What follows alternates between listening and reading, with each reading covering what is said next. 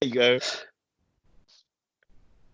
Hi everyone, welcome to another episode of Daily Footy and Other Sports with yours truly Taz and Sean with the Oh, submarine. it's The the Ocarina submarine. from Zelda. Is it Legend of Zelda: Ocarina of Time? Okay, that's clearly one for the gaming fans. Um, I really hope you guys enjoyed yesterday's special we had with manager of the season for the Premier League. Um, Today we've got quite a few topics to discuss. We won't go into too much detail with all of them, but we've got a lot to discuss. But Sean's going to kick things off. So go for it, Sean. Thank you very much, my brother.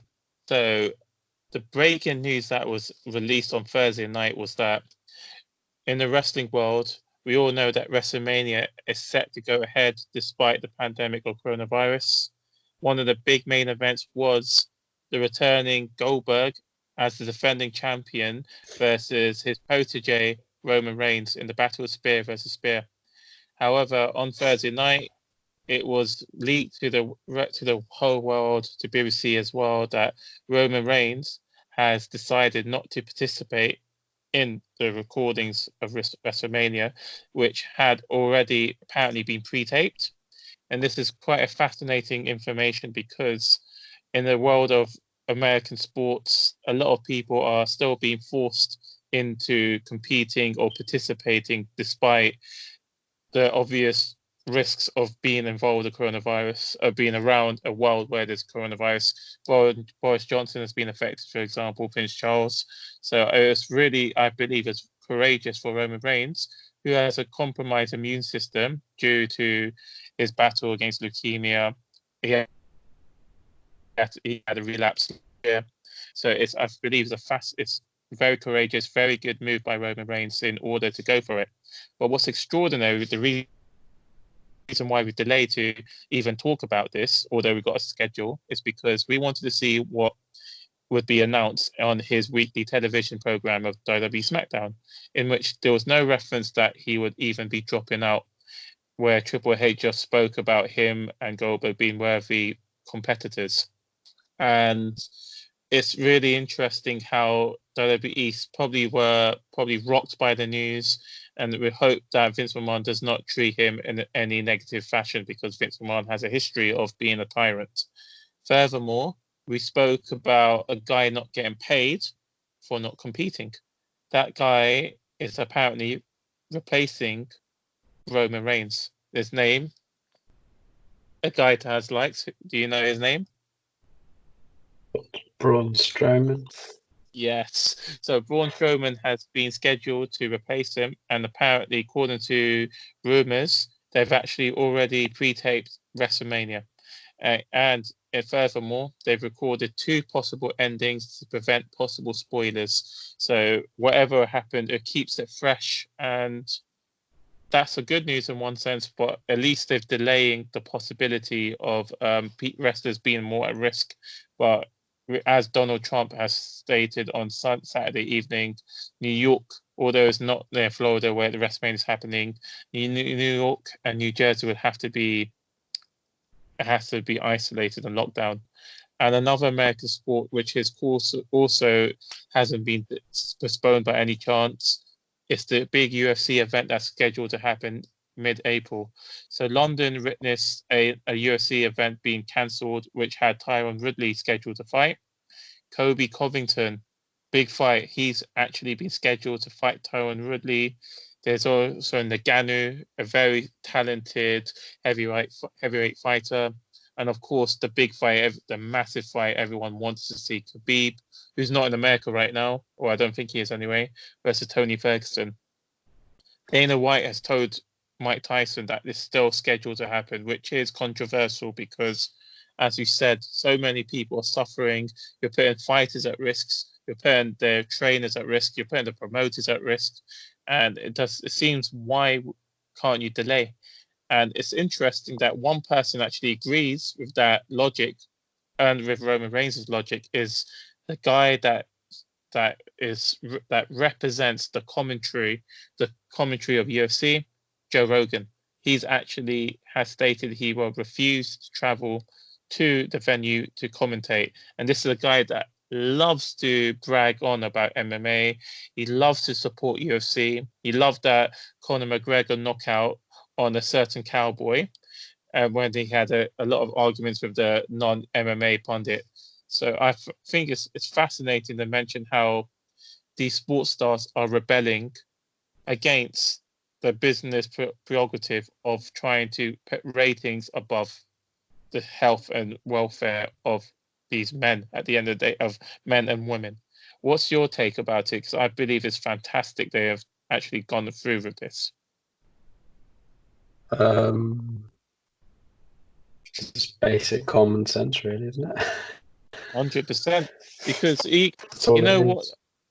Yeah, because we were talking about this beforehand. It's when you can we love football. Let's give you a good football relation, like football similarity. So a big Champions League match happened in March, early March. I think it was at end of February. Atalanta versus Valencia. Italy has just started to suffer the effects of coronavirus, and Spain were a bit behind. That is now seen as the match where it was a pipe bomb of the coronavirus epidemic to spread throughout, because you had people at the stadium at San Siro, Milan San Siro, in which they weren't aware they could have the disease, and it's just spread like wildfire in both countries as a result. And that led and the reason why I'm talking about that is then because despite people being aware of this situation, we've had football matches still being called to happen. The Europa League had two Italian sides scheduled to play against two Spanish sides. We had Getafe versus Inter Milan, for example, and despite the UEFA committee wanting the match to continue, we had people that were brave enough to stand up to the right, to do what's right, and say no.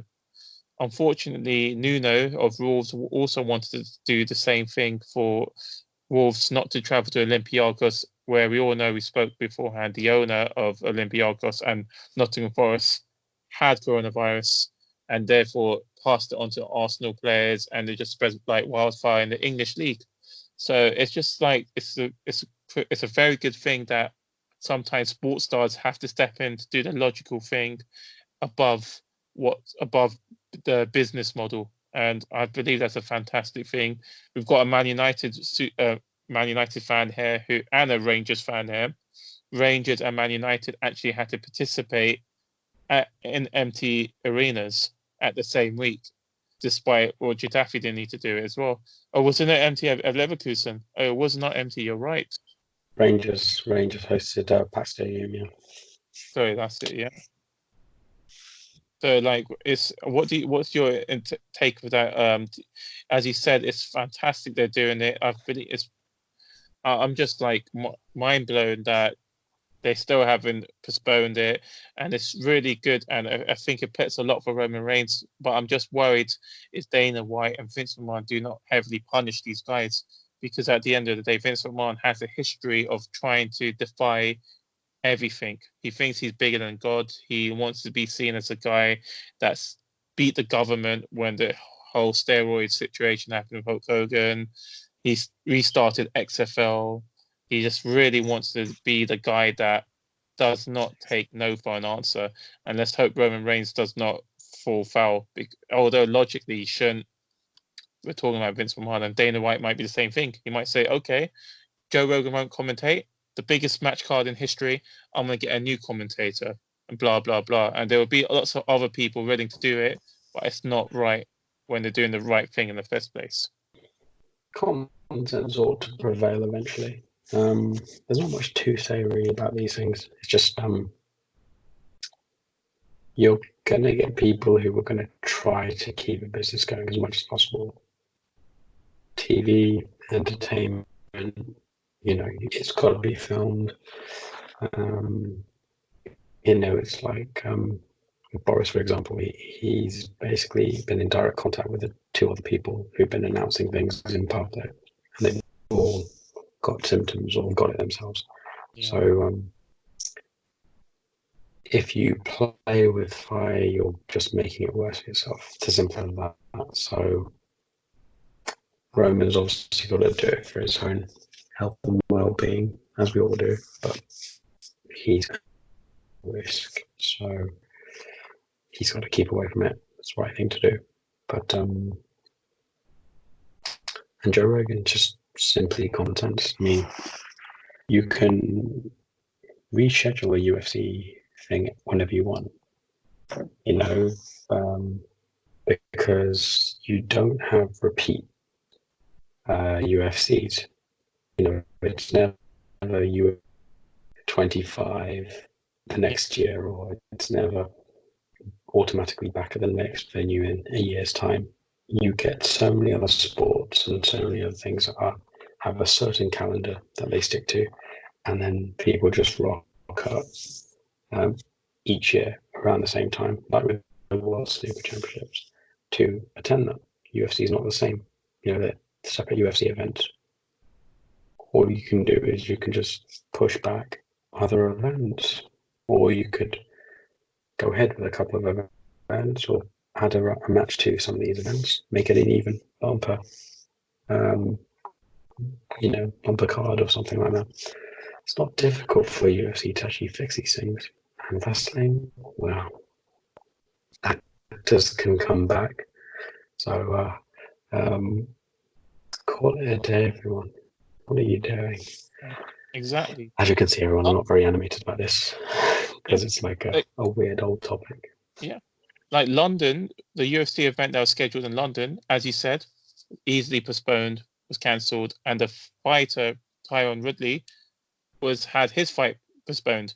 And it seems he might be fighting Kobe Covington at mid-April, April 18th, I believe it is.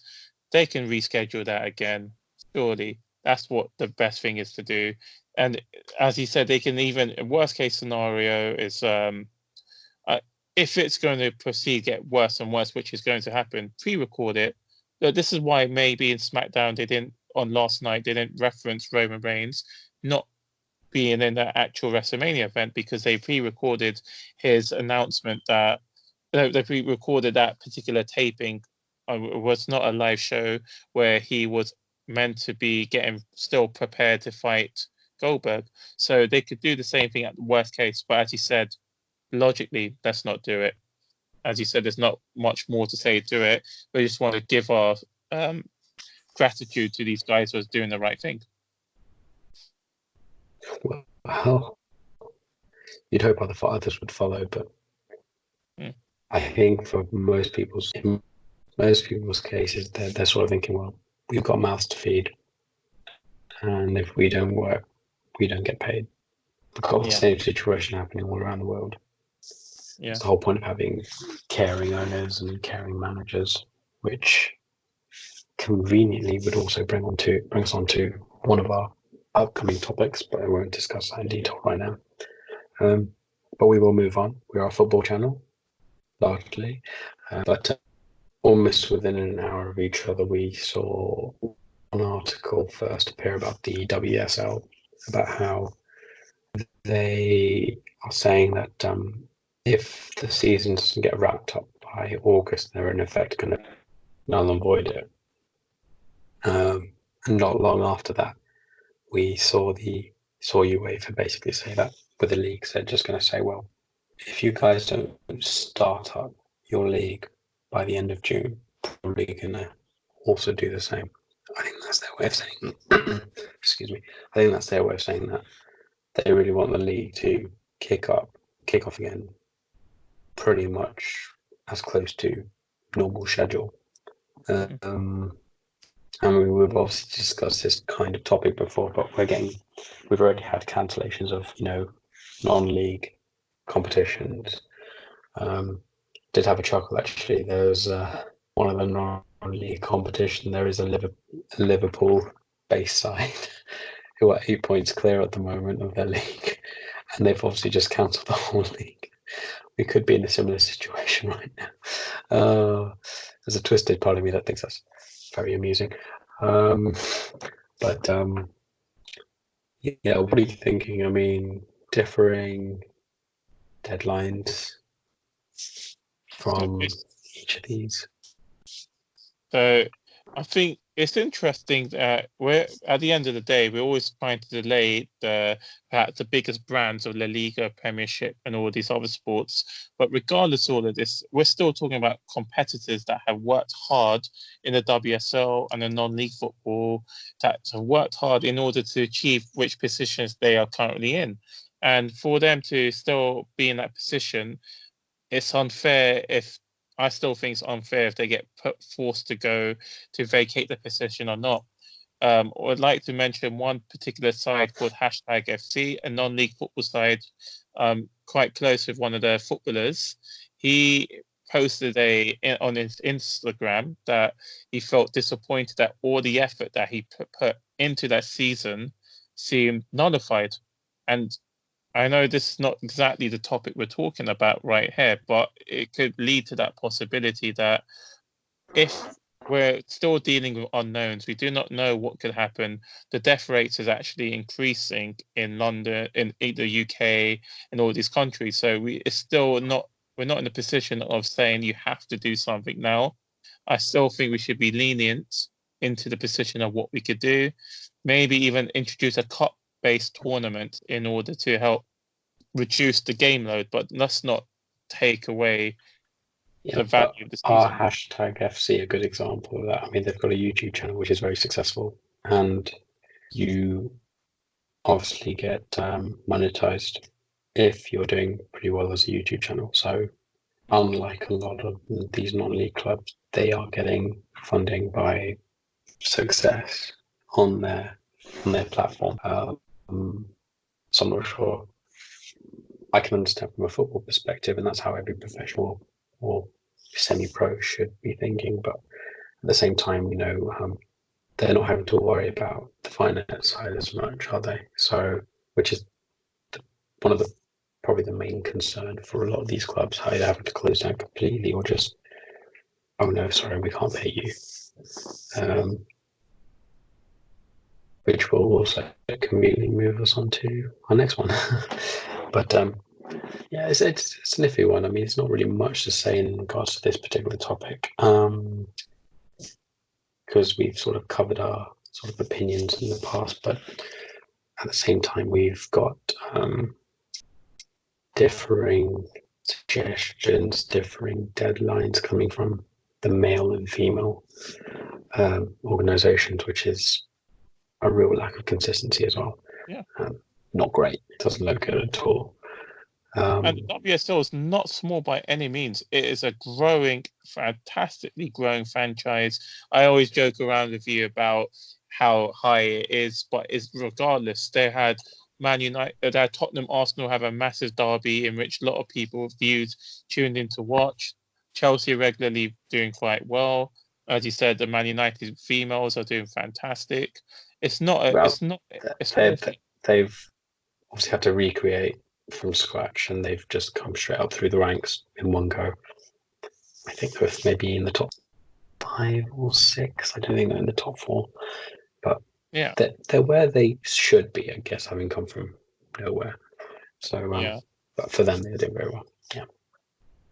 So exactly, I think even there, Man United, the biggest club in the world, finally introducing a women's-based football team. Insane, At least, yeah. but at least we're talking about WSL. The reason why you said we spoke about this over and over. However, when we're talking about a major franchise, are talking about this, it cannot be neglected, and it does it causes more constraints on our opinions. We thought no matter what, use time as freely as possible in perhaps the Gary Neville perception. Maybe we are unable to do that, and we have to think of other creative approaches in order to fulfill this dilemma. Yeah, that's pretty fair. It's well put. But no, I mean they've still got a bit, a little way to go in their journey, but they are doing really darn well. I think like the next big step would be great if a lot of these ladies are able to play before or after a game or something like that at these actual stadiums. even the youth players occasionally get to play at Old Trafford, for example. So I'm not the ladies' side. Why are they playing at Lee Village? Does anyone know where Lee Village is? I don't know where it is.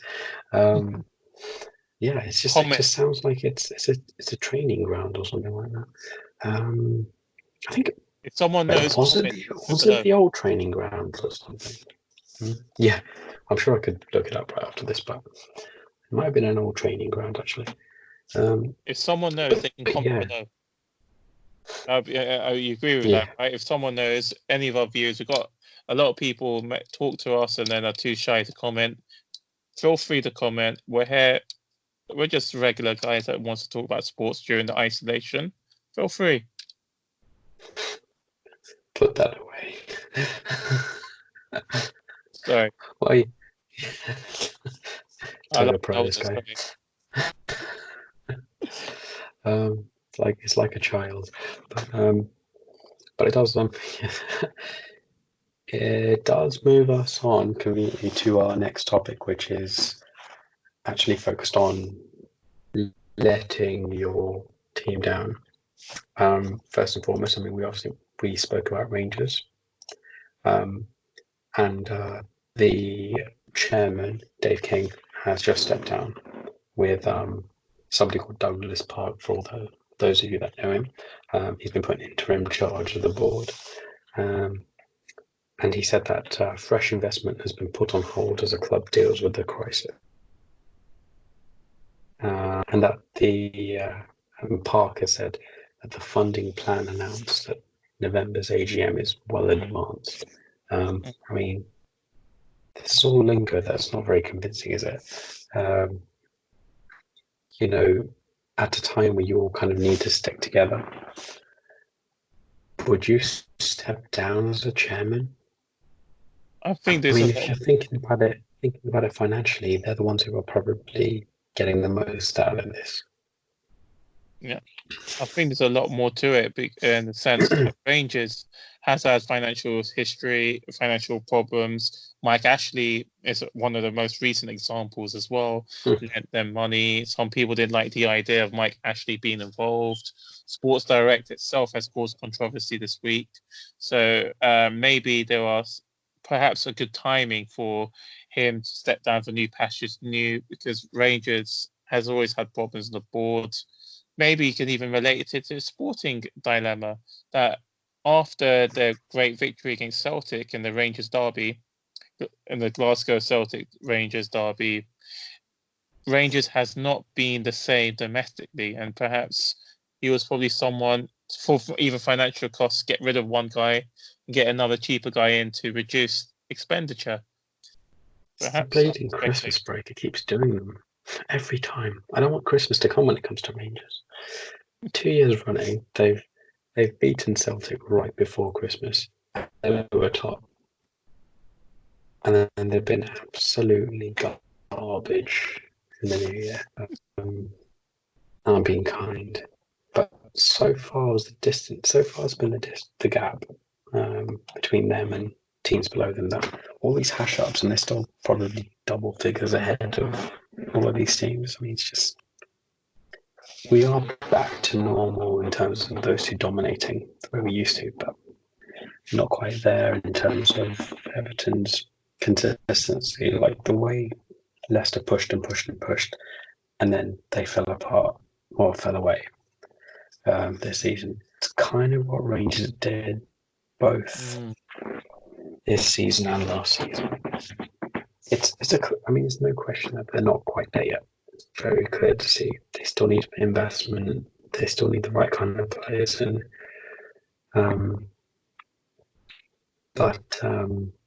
it's very frustrating that they just sort of fall apart after Christmas, really. But we've just mentioned owners letting you down, and that's exactly what's also happened at Barcelona. Sean and I sort of have differing opinions on this. I think I'm a bit harsher on the players than the reporters seem to be. When you're talking about a club where the majority of the first team players are probably being paid circa or above 100k, if you're basically saying to them, sorry guys, we've got a crisis. I know you usually get 100k a week. We're just going to have to give you 50k. I mean, the thing is, if you've come from a small club, apart from Braithwaite, for example, ignore him. If you've come from a small club last summer, you've basically been on a far better wage from July, August, all the way up to now, or at least until the potential ruling has been imposed. And even Braithwaite, who was an emergency signing, he's probably been getting some decent salary for the last month and a half. Well, so I mean, obviously BBC are reporting it as if it's a massive crisis. It's disappointing seeing that from your owner when you'd kind of expect them, because you get seeing a lot of players giving money and donating and helping out. They'll probably be doing that anyway. So why are you sort of taking the money that they'd be maybe giving away anyway from them? What, to benefit themselves? I don't know. So it's not very humane from them. But at the same time, I don't sympathise with the Barcelona players as much, because when you cut most of their first team players' salaries, or weekly salaries, in half, it still surpasses what most people probably get Barcelona's got in the a year. highest wage bill. Yeah. Barcelona's got the highest wage bill out of every club in the world. But there you go. I think there's other factors. The problem with the Spanish media in football is you either have pro Barcelona or pro Real. In this circumstance, maybe there's probably not all the information has been provided. So the package that we've read on some sources was that they want to take out 70% of the wage bill of every playing staff. So that's not only the first team, we're talking about the reserves, the women's side, and the reserves, or the part of La Masia. They're not earning a lot. I think maybe there could be an argument to reduce limit the reduction for certain players, but maybe for the first team players, as you said, Messi's earning 700,000, or he is the highest paid player in the world. He can sacrifice a bit, but the reason why Messi is perhaps the most interesting person out of them all, despite talking about people earning a lot less, is he's got a contractual buyout with Barcelona where he can leave at any moment. And this is interesting because therefore, I'm not saying that they're going to have to just pay Messi to stay happy, because the likelihood of him leaving is very little, especially with Man City still appealing this possibility of participating in a Champions League. Yeah. So the reason why I want to mention that is then, because of that Messi situation, you want to keep him happy. That is the prerogative of Barcelona. And how do you keep him happy? You find a way to make the team stronger for the Champions League. And what is their perspective? Not trying to look at other positions, trying to improve an already bloated attack, because the rumours have suggested, which we spoke about beforehand, there's more news coming out that Barcelona are going to use an old article, part of the UEFA rulings, in which a player can request to UEFA and the club as well that they can buy a player who's got 2 to 3 years left on their contract. I think it's 2 years left on their contract, so they're like 28, for a fixed price that UEFA can deem satisfactory. So rather than Barcelona going for another inflated price tag for Neymar, they would have to pay 150 million perhaps only. Or I'd say only, but it's not only, because the other dilemma to it is that Barcelona are in debt. To sign Antoine Griezmann, they had to get a loan. So the reason why a lot of players do not necessarily want to go for a 70% reduction. I've read that they want 30 or 40% maximum. It's because we were talking about a bad Barcelona board that a lot of people have despised for a long time. Dani Alves was kicked out. He hated it. Neymar actually left because of the ownership. Pep Guardiola hates it. Ironically, Man Neymar left City, because of his ego. yeah, It as was well, his yeah, ego. yeah. But like Man City, ironically, have got the setup of that successful Pep Guardiola era. A lot of the people of the backroom staff are now at Man City, and this is why I was saying it's quite fascinating that if Man City were very careful, I know they don't. Everyone's suffering. That's what Tad's going to mention us shortly in his answer. What if Man City is trying to find a way to get Messi a last gasp opportunity, especially if the Champions League does get resumed and they do beat Man City, Real Madrid, win the Champions League through this knockout phase, which this mini tournament that may be suggested, and Man City win their appeal, it's a small possibility, but would Messi want to go to Man City, jump the ship? This is a lot of tangible connections, and I find it quite fascinating. Yeah, I'm sure signing Messi will solve all their FIFA fair play issues. Not. Yeah. It's interesting. Messi's got enough sense not to go there. He surely has. And Test certainly, I yourself in wouldn't risk another going league. to a club. I wouldn't risk going to a club that you may or may not have Champions League football for. This issue could drag on and on and on, and it doesn't make sense to sort of let them play in Europe, because if the ruling is made while they're in Champions League, then you go, what do we do now? Do we kick them out? Do we kick the 2-year ban in afterwards? Do we extend the ban? It's just absurd.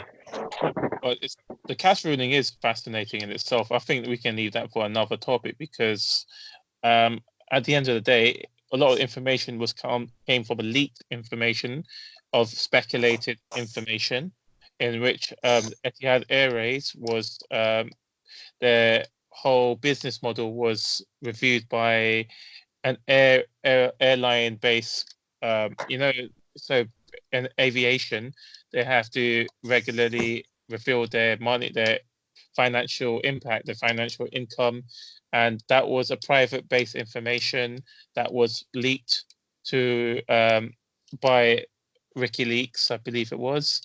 And furthermore, another situation is which also makes it interesting. I think we're leaving for another conversation. Is that Liverpool actually there's some staff members, coaching members from Man City, and when they hired them coaching members from Man City, they actually leaked information on Man City, and FA had to make a secret agreement with Man City and Liverpool to make this public, and it could put Liverpool into trouble as well, and Liverpool could suffer along with Man City. No, and I'm not going to be that lucky. at the end of the day, Man City, yeah, you never know. No, I think this is why Christmas will only come once a year. conversation. Come once a year. It's not going to come. Can you imagine that? Now Liverpool, I don't know how to break this to you, but you're in trouble as well. We're also going to cancel the whole season, so you're going to have to wait another 30 years. I mean, let's be brutally honest. There aren't going to be many fans out there who think they're going to win it this year and they're going to stand a chance of winning it next year. Well, they will technically, but that they'll be a big favourite for it, because realistically, Man City is just going to buy everyone. Be difficult for them if they do have the ban imposed, but they're still going to try buying everyone. And the only way to buy everyone, regardless of your situation, is to overpay, and they'll do that without any issues, because they've got the right backroom staff to get away with it, apparently. You know what's also fascinating? According to our topic we had beforehand, Tokyo 2021 is actually could impact Liverpool. I was reading this earlier. Mohamed Salah could be part of the Olympics for Egypt, African nations for Egypt, and it's going to add he's going to have so many games, and there's even speculation that they might try to push Olympics to spring. Maybe I just did not read the right sources, because we said it was meant to be summer, but it's just media talk just to make it look fascinating. I think in the grand scheme of things, it's far more likely to prioritize when Tokyo's held. I think because the other competitions may be considered to be played in one country, the Euros will not be, for the record. But the AFCON is likely to be in one country, isn't it? Sometimes I'm guessing it's going to be in one country. And of course, the Olympics will be in Tokyo. Where do they play their games? The Yokohama, Sapporo. Yeah. Iniesta's There's one stadium. stadium that's indoors. Maybe at Iniesta's team. Iniesta, David Villa, Podolski, Torres. Fantastic set of players. I wish I watched a few of those games. I know they're past their prime, but it would have been interesting to watch a few of their games. We've got the time now. Podolski, actually. I always liked Podolski. Yep. Played at Köln for a long, long time. Then he went to Bayern Munich. He went, I just don't like these guys. And then back he went to Cologne, and he still kept making it into the Germany side. He got into the Germany side when he was at Cologne, not Bayern Munich. Well, you got to love that about Germany, in that sense. They're loyal to the players. We had Miroslav Klose. He did go to Lazio for a bit. He was never very. He didn't really establish himself on the club level sense. But he broke the number of goals record for a reason on the international level. So, and I think that even goes along with some players can do it. It's fantastic. It was a very good goal. Not quite as good as Inzaghi. I mean, that guy literally stood on the line, and then he just got to find a way to not be offside when the press looking at us. And then if they complain, he'd be like, I think he was Austrian by descent, right? So had Austrian and German players mixing. Yeah, wasn't he? I think Polish. A couple of Polish descendants. Like Lewandowski would be upset. Podolski was obviously Polish descent. Yeah. I think Klose was. Could be wrong. You're right, actually. But yeah. We got one more topic to discuss very briefly, haven't we? Yeah, it's just a very, very quick kind of well done, I guess, to a lot of venues and a lot of arenas who basically open the doors to their stadii, to allow them to basically become hospitals. So recently, a lot of you have probably been reading that the XL Centre has basically been turned into a hospital. And I've taken exams there, so I'm fully aware how big each of these rooms are. Like S8, for example, it's ginormous, and it's just one room. So if they basically dedicate the whole area to it, you can get thousands into that. So 40,000 beds is the speculated number of beds that would be available, at least. It just says it all, doesn't it? It's ridiculously with ventilators as well. Thank goodness. Well, that's if the US aren't taking them all. I've been hearing they've been taking the large bulk of the ventilators at the moment. There aren't enough to go around.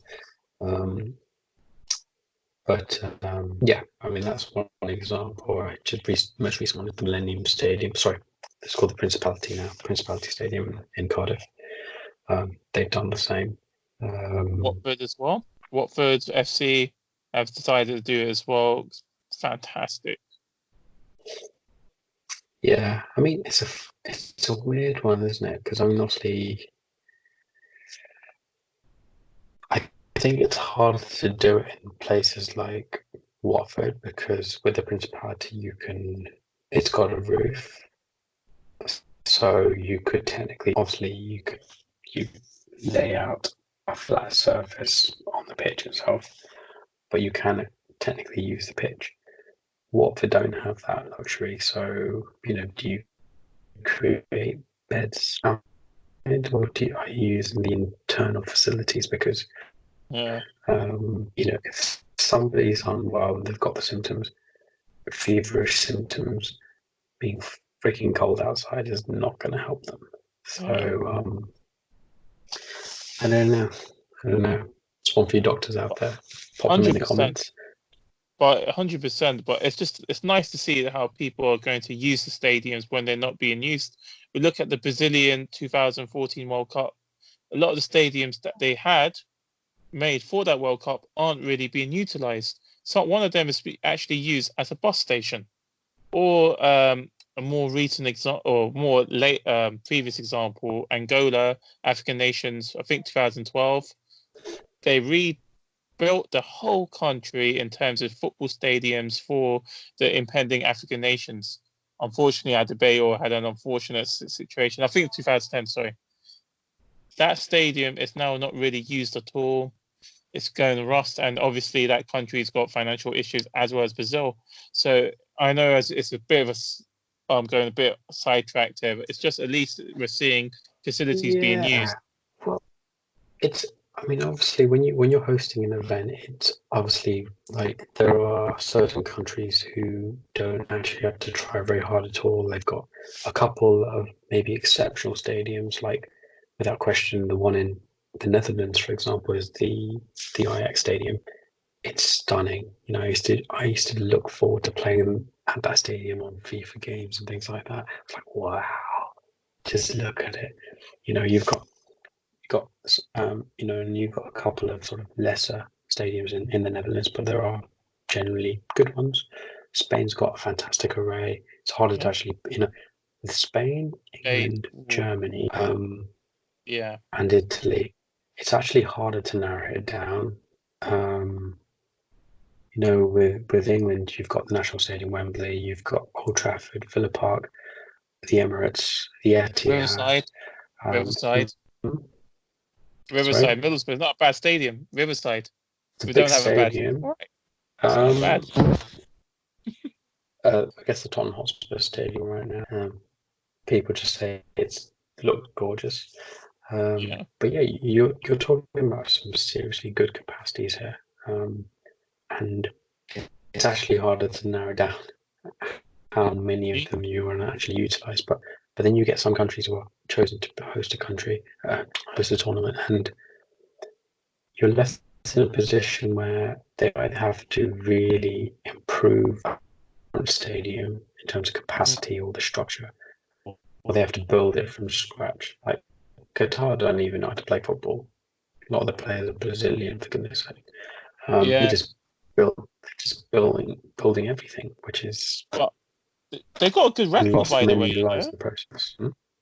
Before the last year's Copa America, I think they were deemed undefeated. They were undefeated, and obviously they didn't do really well in the Copa America. That's why. Yeah. Oh no, they participated. They made the finals of the Asian Cups. I think I might be wrong. Didn't they win then Asian Championships 2018, and then, or they were at least in the finals. As you said, they're not actually Qatari based. They're Brazilians that were brought to be Qatari. That's how corrupt the whole system is. Neymar paid 200 million to be their sports representative for the World Cup common man. Good on this is a reason. Mohamedinho. But